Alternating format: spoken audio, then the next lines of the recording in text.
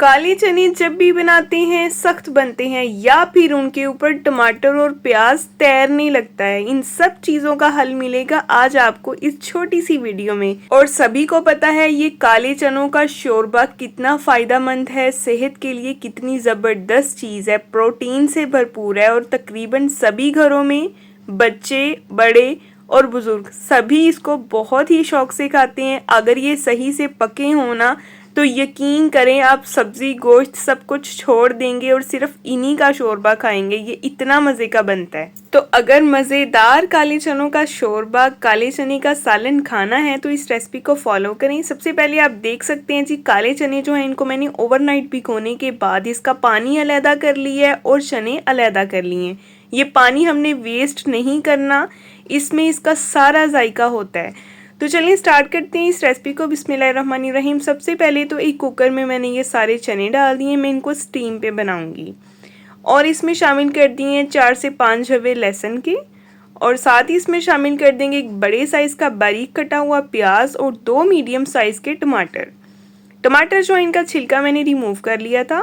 और इसमें शामिल कर देंगे कुछ स्पाइसेस, 1 टीस्पून सुरख मिर्च पाउडर, 1 टीस्पून नमक और हाफ टीस्पून हल्दी पाउडर। एक बड़ी इलायची जाएगी, 3 लौंग जाएंगे और एक जाएगा दालचीनी का टुकड़ा। और इसमें हम शामिल कर देंगे पानी। इतना पानी डालेंगे जिसमें ये चने अच्छे से गल जाएं, बिल्कुल नरम हो जाएं। और अगर ओवरनाइट चने भिगोए हों ना तो फिर ये होता है कि 7 से 8 घंटे चने भीगे हुए हों अच्छी तरह से तो वो जल्दी गल जाते हैं। इसको हम सिर्फ जो है वो 10 से 12 मिनट की स्टीम लगाएंगे। और स्टीम के बाद आपके सामने इसकी सिचुएशन है, चने बिल्कुल नरम हो गए हैं, अच्छे तरीके से गल गए हैं। और अभी इसमें पानी है। टमाटर और प्याज जो आपको नज़र आ रहे हैं ना, आपने फिक्र नहीं करनी, जैसे जैसे इसमें चम्मच चलता रहेगा इसका पानी खुश्क होगा, फिर इसकी बुनाई होगी तो ये सारा प्याज टमाटर गायब हो जाएंगी।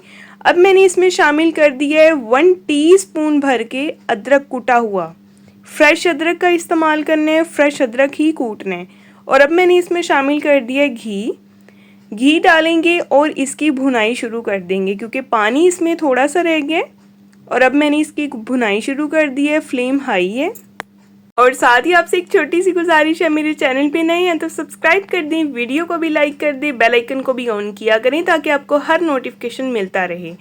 और मैंने इसमें शामिल किए हैं कुछ और स्पाइसेस। 1 टीस्पून साबुत सफ़ेद ज़ीरा डाला है इसमें और 1 टीस्पून धनिया पाउडर शामिल किया है।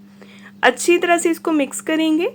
और ये देखें, भूनते भूनते ना तो प्याज नज़र आ रहे हैं ना ही इसमें कहीं आपको टमाटर नज़र आ रहे हैं। ये देखें बिल्कुल मसाला बन गया है और इतनी प्यारी खुशबू आ रही है, यकीन करें मेरे मुंह में पानी आ रहा है। अब हमने इसमें शामिल कर देनी है हरी मिर्चें, 3 से 4। हरी मिर्चों में कट नहीं लगाना क्योंकि अगर हरी मिर्चों में कट लगाएंगे तो इसके बीज बाहर आ जाएंगे और शोरबे में तैरते हुए बीज बिल्कुल अच्छे नहीं लगते। और बुनाई के बाद अब हमने इसमें शामिल कर देना है जी पानी।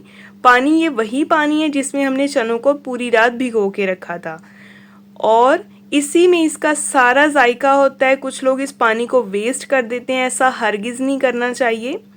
और अब मैंने इसमें शामिल कर दी है हाफ बॉल थोड़ा सा और पानी ताकि उतना शोरबा बन जाए जितना मुझे चाहिए।